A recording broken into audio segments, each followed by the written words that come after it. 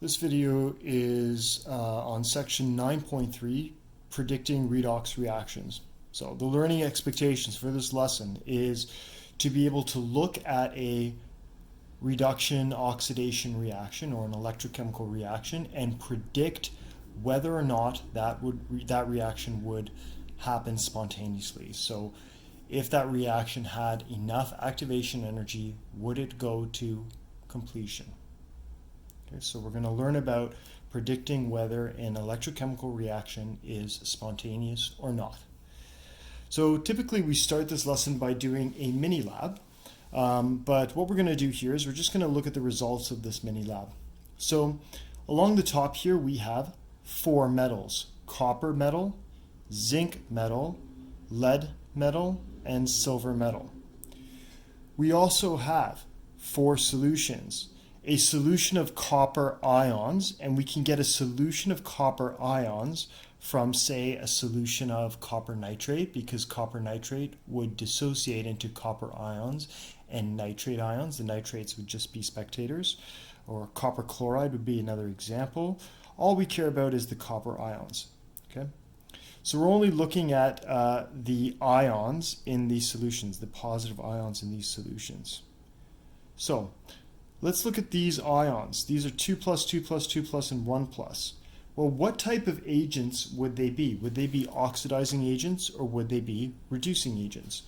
Well, they are going to be oxidizing agents because, as you recall from the previous lesson, oxidizing agents gain electrons. They take electrons away from something else and they gain them.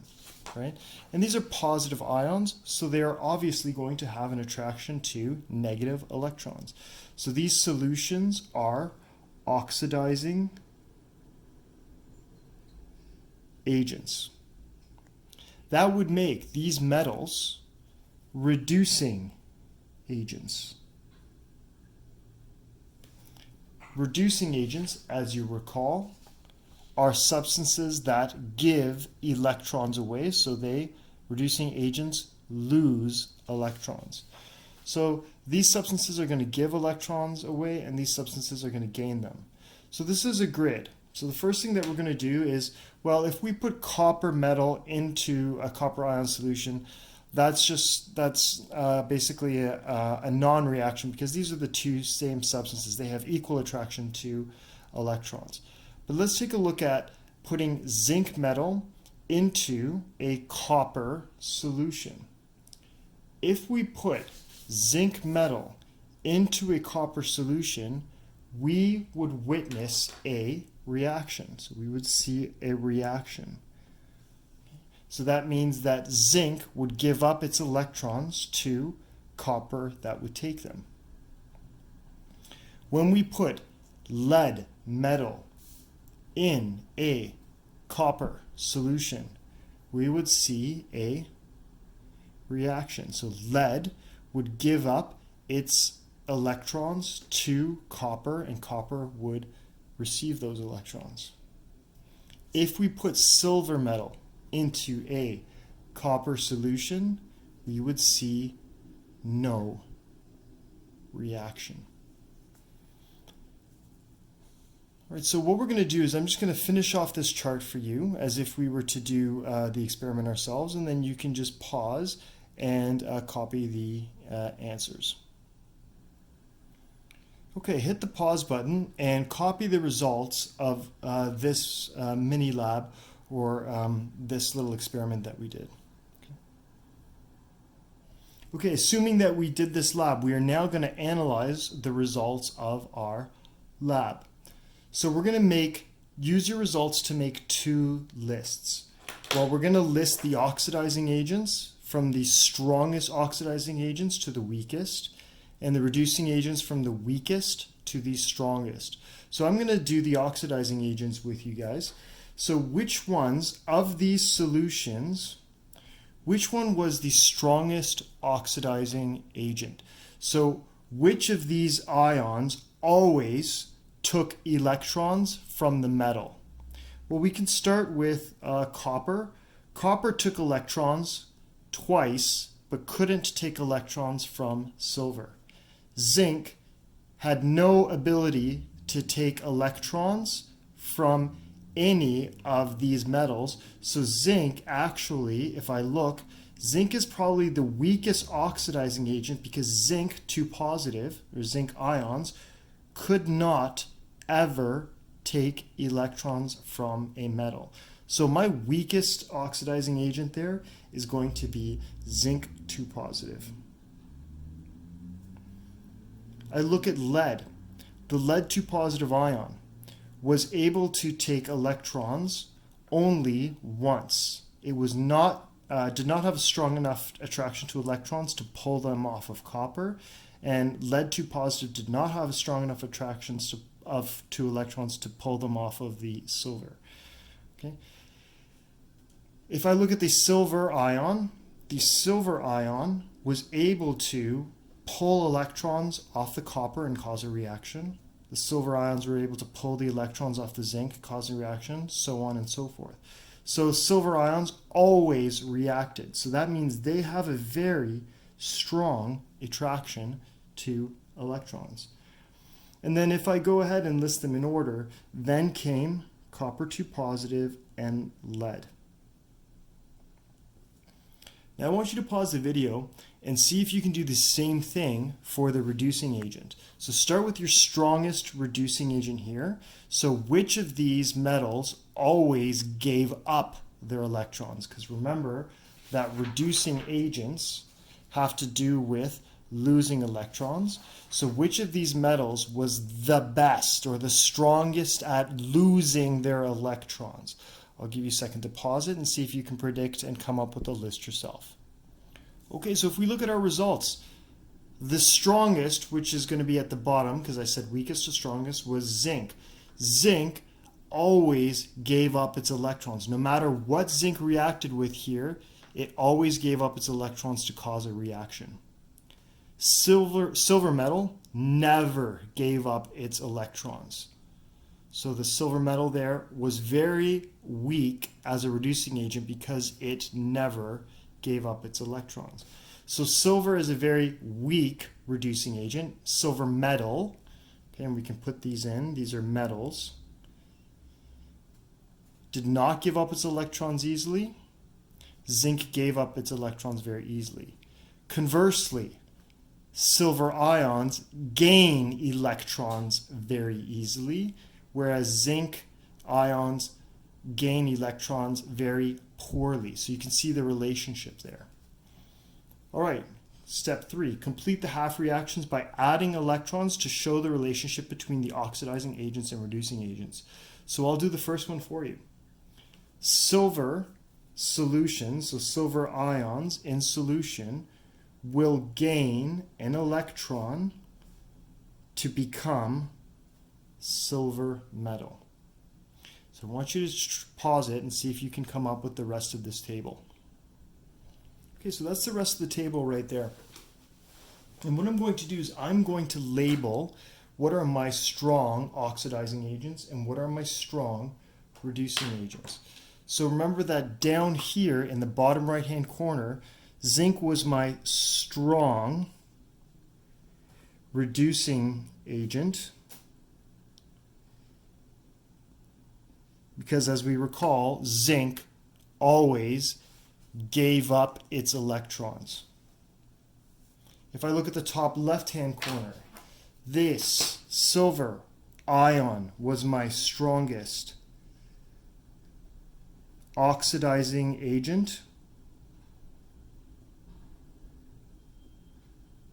At the top here, because silver ions always took electrons off of other metals.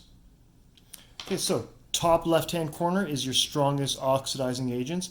Bottom right-hand corner is your strongest reducing agents. And this one becomes weaker as we go down, and this becomes weaker as we go up. Very similar to the acid and base chart. As you may recall, bases got stronger as we went down, and acids got stronger as we went up. But remember that acids and bases had to do with attraction to protons, whereas this unit we are looking at attraction to electrons. Okay, so we're going to look at the standard redox tables. So by convention, all the half reactions are listed as reduction reactions. So these are reduction reactions. As we can see, the reduction reactions because they're always gaining with the oxidizing agent on the left. So I sent around a table that looks like this, okay? And as you can see, these are all reduction reactions from left to right because they're all gaining electrons. All these species are gaining electrons. And these are oxidizing agents because remember that oxidizing agents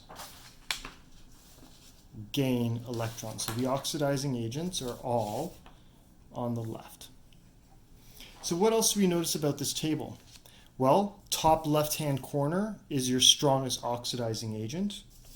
Right, top left-hand corner, strongest oxidizing agent. So over here, we write that these are your strongest oxidizing agents, and as they go down, they get weaker. Conversely, on the other side, you have your strongest reducing agents. So if you look at the bottom right-hand corner, strongest reducing agents in your bottom right-hand corner. And it gets weaker as you go up. And it in fact says this on the table. Strongest oxidizing agents, decreasing strength in their ability to gain electrons. So these ones right here, like the lithium ion, gains electrons so weakly. Okay? Whereas strongest reducing agents, lithium metal, gives up its electrons very strongly, whereas fluoride ions give up electrons very weakly because we have a decreasing strength. So what does that mean in terms of their hold on electrons? Well, the strongest oxidizing agent has a strong attraction to electrons, so it's those species are likely to gain. As we go down to the bottom, they would have a weak attraction to electrons and therefore not likely to gain electrons.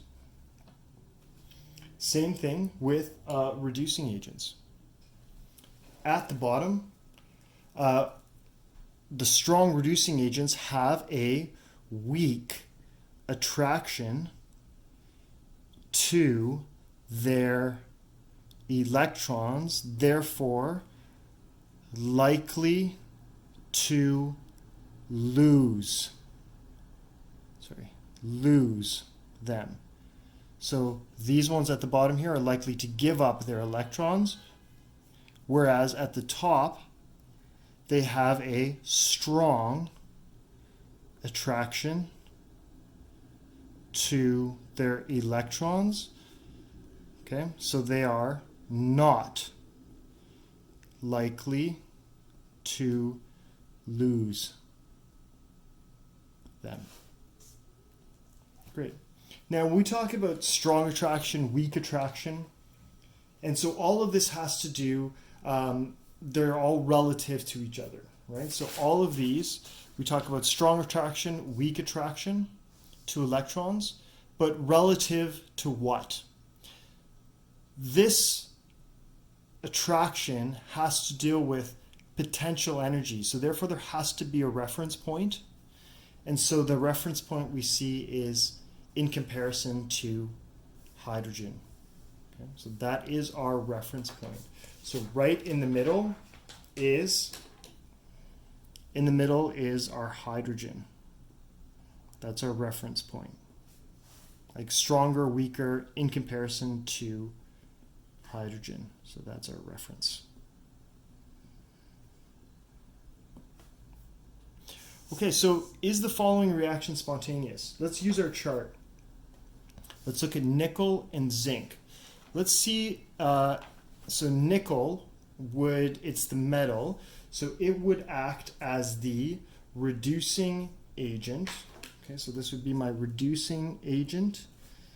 These are zinc ions, so that would be my oxidizing agent. Okay, so let's say that's my oxidizing agent. All right, so let's compare. How good is nickel as a reducing agent? Well, nickel appears up here. So it's, I don't know, like it's almost halfway up the chart in terms of its reducing ability. But zinc right here, zinc 2+ ions are very weak oxidizing agents because they are very far from the top. In fact, zinc is only 12 from the bottom. So zinc is actually a very weak oxidizing agent, right? So it will not have a strong attraction to 2 electrons. And nickel is relatively far from the bottom, so it doesn't give up its electrons very easily. So since nickel has a strong attraction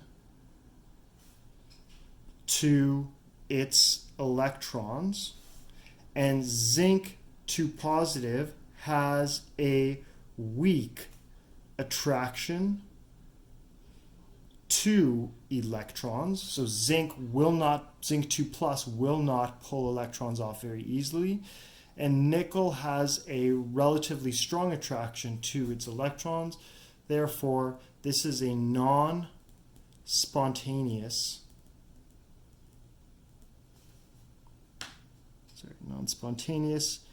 reaction. And that has to do with the relative strength. So this forward reaction is non-spontaneous.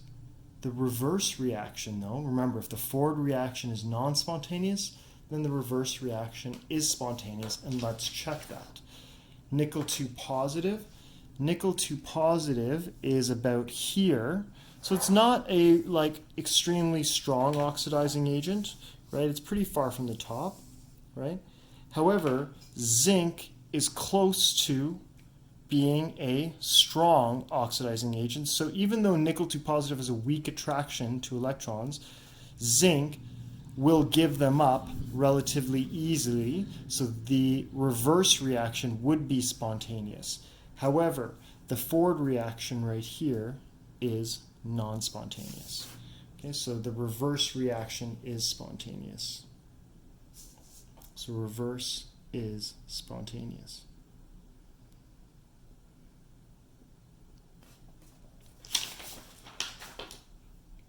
Okay, so this allows us to come up with a helpful rule to follow when using these charts. So the helpful rule to follow when using these charts is called the left-hand rule in chemistry. I guess it's a bit of a play on the right-hand rule in physics. But it works as follows. Okay?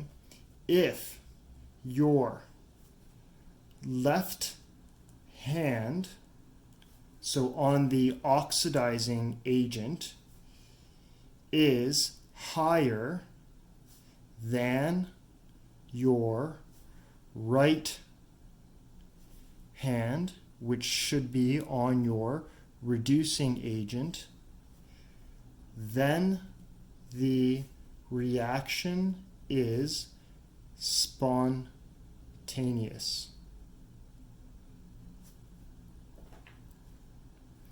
If your left hand, so the oxidizing agent, is lower than your right hand, the reducing agent, then the reaction is non-spontaneous.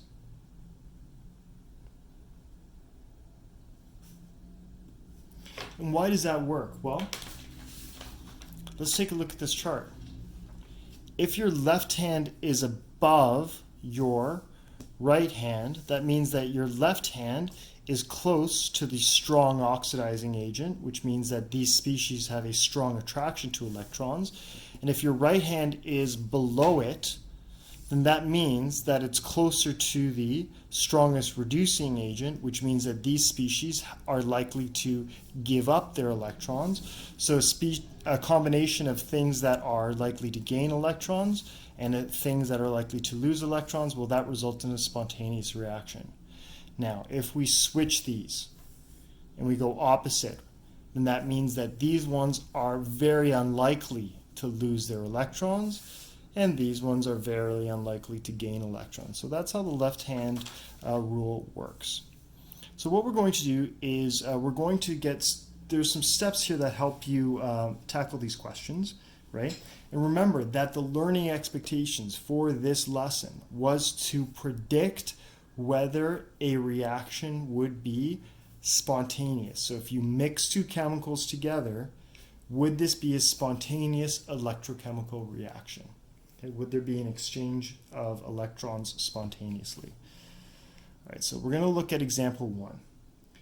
An aqueous solution of tin 2 bromide and iron 3 nitrate are mixed.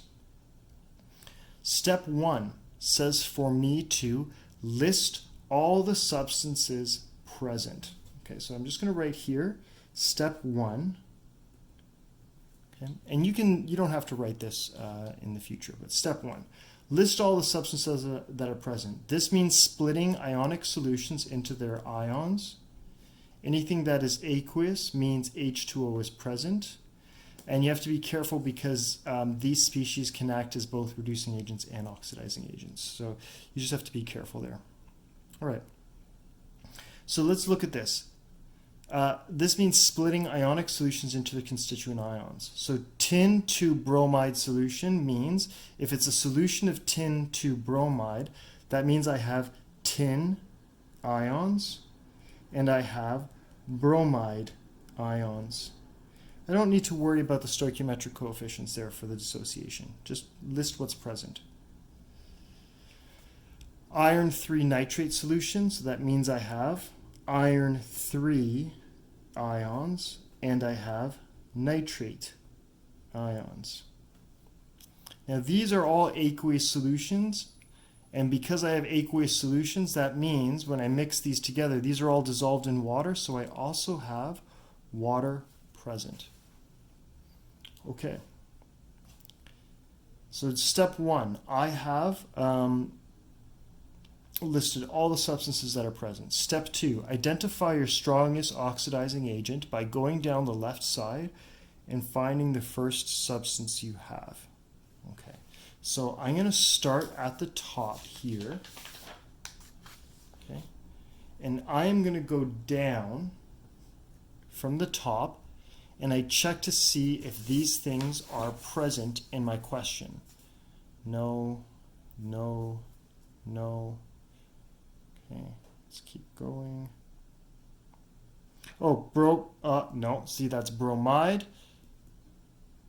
That's bromine, so that doesn't work. I keep going down. Okay, so I have right here Fe3 positive. I've hit Fe3 positive. Do I have Fe3 positive? Yes. So of all these species here, Fe3 positive is my strongest oxidizing agent. Okay.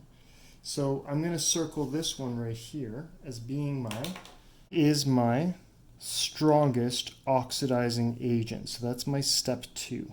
I found my strongest oxidizing agent. Now you might ask, okay, but look, I have NO3 and I have NO3 here. So NO3 is present, and look, NO3 is above Fe3 positive. Why can't I use this one?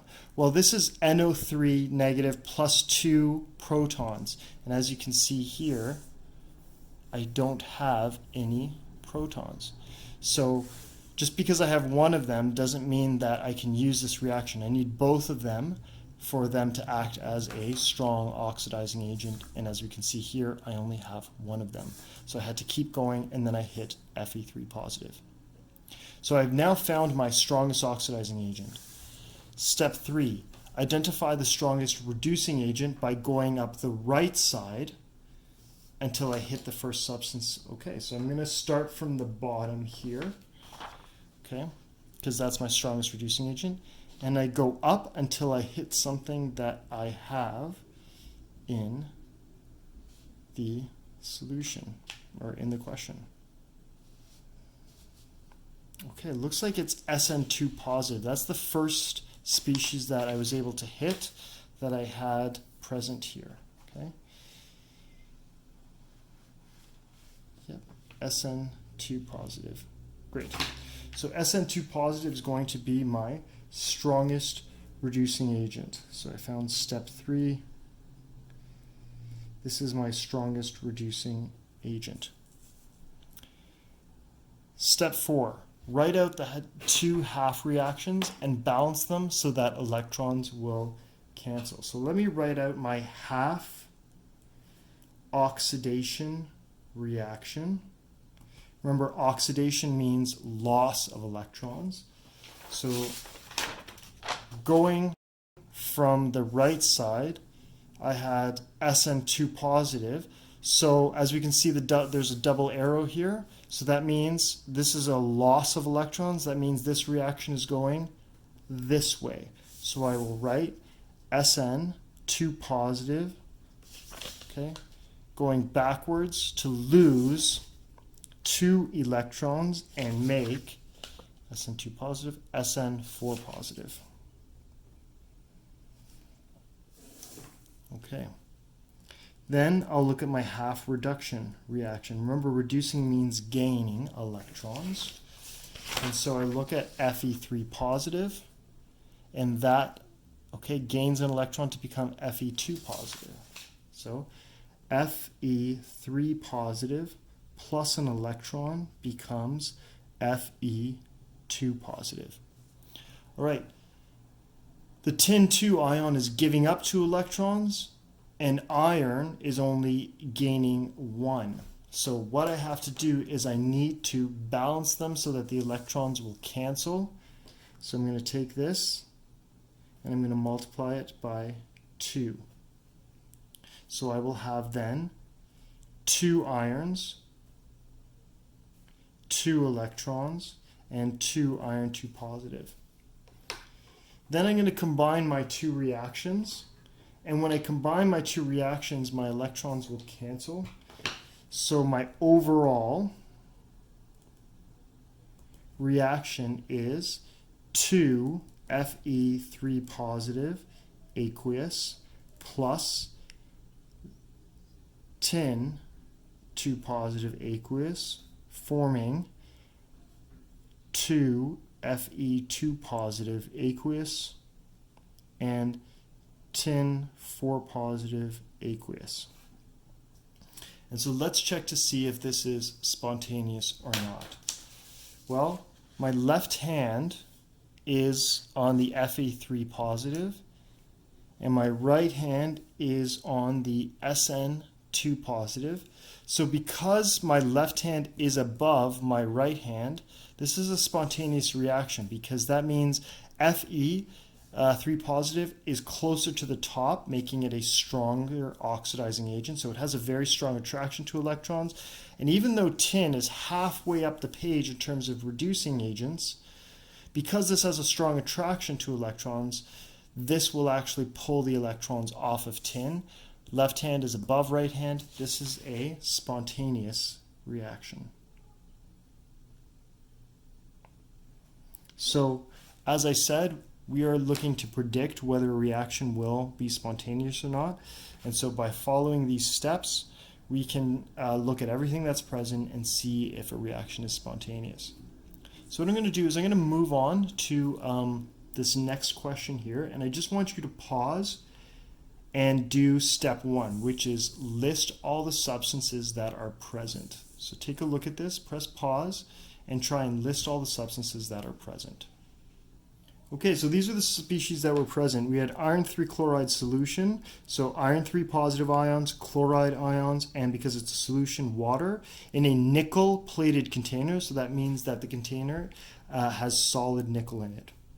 Okay, step 2, I want you to start from the top left-hand corner and go down with your left hand and see until you can hit the strongest oxidizing agent, okay, and see if when you hit the first species that's present here.